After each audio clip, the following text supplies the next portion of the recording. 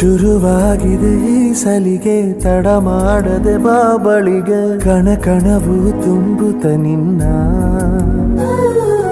ಅನುಗಾಲವು ಬೆಂಬಿಡದೆ ಅತಿಯಾಗಿ ಕಾಡುತ್ತಿರೆ ಕ್ಷಣ ಕ್ಷಣವೂ ನಿನ್ನದೆ ಧ್ಯಾನ ಆವರಿಸು